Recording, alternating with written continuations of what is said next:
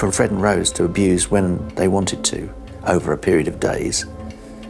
Almost devised belief. Welcome to Watch Mojo, and today we're looking at 10 criminal duos throughout the 20th century who earned infamy for their actions. Hop in. Where are we going? Folsom Prison. Get comfy. It's a long drive. Number 10, Lawrence Bitker and Roy Norris. You struck Miss Lamp with a sledgehammer.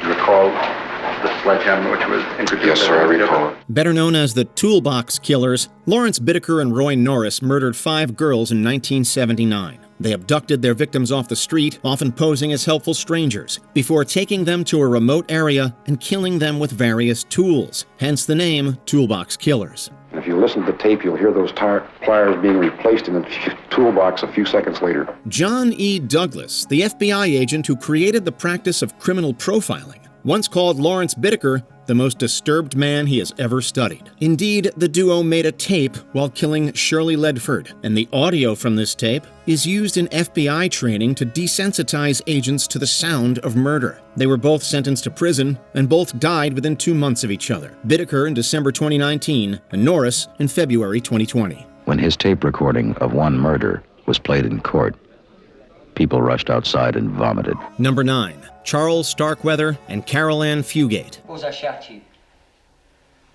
How'd that be? Huh?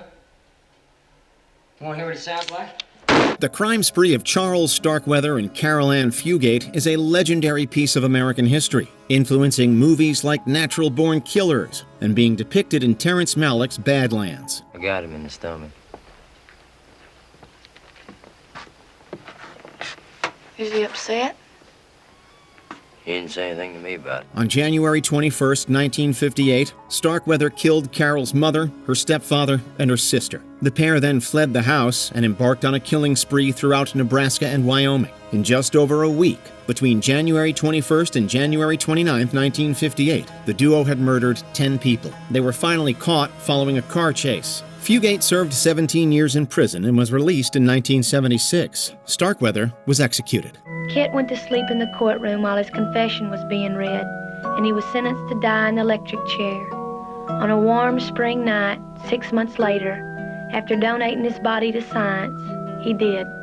Number 8, the Cray Twins. London in the 1960s. Everyone had a story about the Crays. Ronnie and Reggie Cray were born in 1933 on the East End of London, and 30 years later, they were running an enormously successful criminal enterprise. The brothers led The Firm, an organized crime gang involved in a wide range of illicit activities like protection rackets, armed robbery, and murder. They were brothers, but bound by more than blood. They were twins as well, counterparts, gangster princes of the city they meant to conquer. Despite their criminal underworld dealings, the Crays attempted to present a respectable public image, running popular nightclubs and associating with celebrities like Frank Sinatra and Judy Garland. However, their downfall came when Scotland Yard's Leonard Reed launched a determined campaign to bring them to justice, and he did so in the late 1960s. Both brothers received life sentences and were incarcerated for the rest of their lives. Reggie spent 33 years in prison for killing Jack McVitie. Through all of those years, until the end, he carried a pair of tickets with him. Reggie, my prince. We were supposed to go to Ibiza after all. Number 7, Myra Hindley and Ian Brady. The crimes committed by Moore's murderer Myra Hindley shocked the nation. Hindley has been demonized as the most evil woman in Britain. Called, quote, 2 sadistic killers of the utmost depravity by their trial judge, Myra Hindley and Ian Brady are responsible for the Moores murders of the 1960s. Between 1963 and 1965, Hindley and Brady abducted and murdered 5 young victims and buried their bodies on the Saddleworth Moor, hence the name. Hindley often lured the victims, while Brady primarily directed the abuse and murder themselves. She is actually reputed to have had a very normal childhood and then have met this very macabre stranger who then transformed her life into one of evil. Their downfall came when Hindley's brother-in-law, David Smith, personally witnessed a murder and reported it to the police. Despite promising that she was reformed, Hindley was never released from prison, and she died in 2002. Brady never repented or showed remorse for the murders, and he died in 2017 after serving over 50 years. You could call it a tragic love story, but I don't think you could put the word love in this. Not when you think what they did. Number 6, Fred and Rosemary West. I've never for one moment doubted that Frederick West was a truly evil man. But he found in Rose the perfect sorcerer's apprentice. Two of the most notorious serial killers in British history. Fred and Rosemary West owned an unassuming house in Gloucester, but this place was later deemed the House of Horrors when people learned that it was harboring the remains of their many victims. The Wests would lure people to their house, murder them, and then bury their remains in the garden or the cellar. 25 Cromwell Street in Gloucester has become one of the most infamous addresses in Britain. For 20 years, Fred and Rose West quenched their appetite for sex and murder inside this house of unimaginable horror.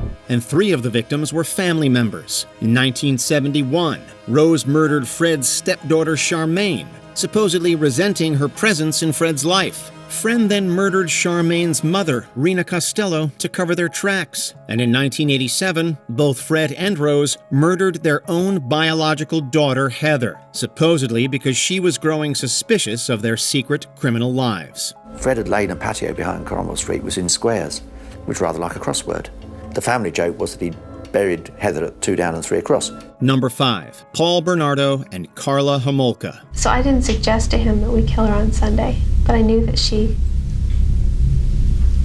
had to be gone. Sometimes called the Ken and Barbie killers owing to their attractive appearances, Paul Bernardo and Carla Hulka may have looked clean-cut, but they were anything but. Bernardo already had a history of sexual assault before meeting Hulka, but his crimes ramped up while working with his wife. In 1990, they drugged Hulka's sister Tammy by lacing her drink and proceeded to sexually assault her.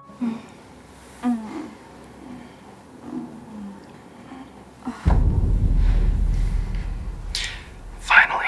Unfortunately, Tammy died after choking on her own vomit. Her death was ruled an accident, and the evil couple were free to continue their crime spree. Between 1991 and 92, they kidnapped and murdered 2 more victims. Bernardo was sentenced to life in prison, but Hulka only served 12 years after striking a controversial plea deal and testifying against her husband. Her crimes were sickening to normal people, yet she escaped full accountability. With breathtaking skill, she manipulated the justice system, took a 12-year sentence during which she got fit and educated, learned French. Came out, got married, has 3 kids, lives, it seems, happily ever after. Number 4, Lyall and Eric Mendez. Okay, you have to shoot first so that you don't back out. What? Okay.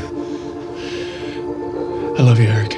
On the night of August 20th, 1989, brothers Lyall and Eric Mendez murdered both of their parents with shotguns. The scene was exceptionally gruesome, especially in the case of the mother, Kitty, who was shot repeatedly while she crawled on the floor. The crime was initially blamed on intruders, but was eventually traced back to the brothers, resulting in one of the biggest trials of the century. Prosecutors argued that the brothers were motivated by greed, hoping to inherit their parents' multi-million-dollar estate. The brothers claimed that it was self-defense, a killing motivated by revenge following a life of abuse. While the first trial ended in a hung jury, the prosecution won the second, and the brothers were sentenced to life in prison. This shaped up to be a very dramatic day, with the judge making his decision after hearing several witnesses testify today.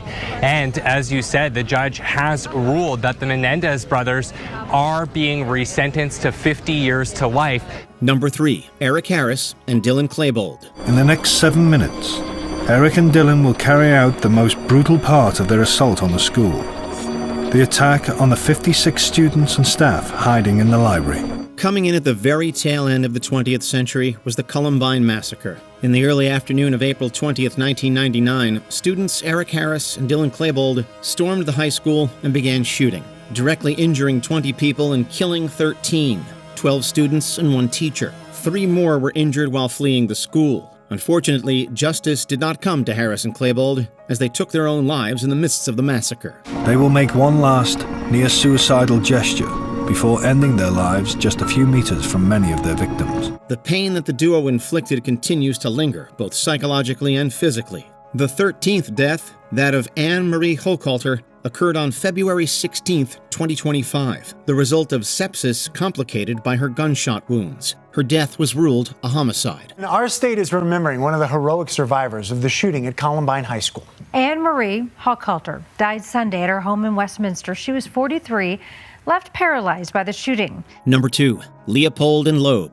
That's the difference between us and the ordinary man, Philip. They talk about committing the perfect crime, but nobody does it. College students Nathan Leopold and Richard Loe fancied themselves some very smart men. As such, they planned to enact the perfect crime, hoping to prove their superior intelligence by getting away with a horrific offense.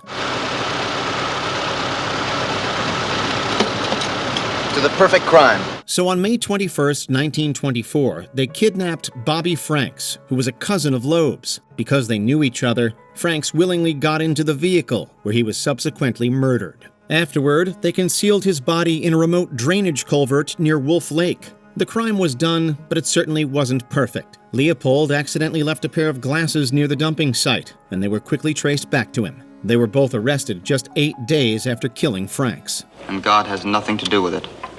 You sure, Judd? In those years to come, you might find yourself asking if it wasn't the hand of God dropped those glasses. And if he didn't, who did? Before we continue, be sure to subscribe to our channel and ring the bell to get notified about our latest videos. You have the option to be notified for occasional videos or all of them. If you're on your phone, make sure you go into settings and switch on your notifications. Number 1, Bonnie and Clyde. You've heard the story of Jesse James, of how he lived and died. If you're still in need of something to read, here's the story of Bonnie and Clyde. Bonnie Parker and Clyde Barrow. Their very names are synonymous with evil duos, and they are near mythical figures in the annals of American history. Between 1932 and 1934, Bonnie, Clyde, and their Barrow gang traversed the central United States while committing a number of robberies. While they are often romanticized as bank robbers, they mostly targeted small businesses like grocery stores and gas stations. This here's Miss Bonnie Parker. Glad to meet you. I'm Clyde Barrow. Clyde.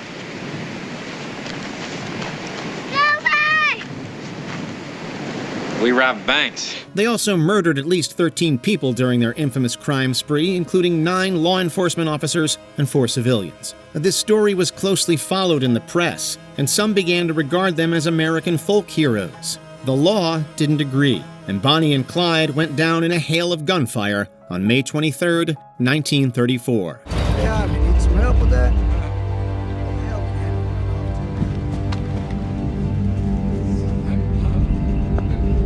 Stick 'em up! Can you think of any other famous examples? Let us know in the comments below. She's got the devil in it. She's the devil itself.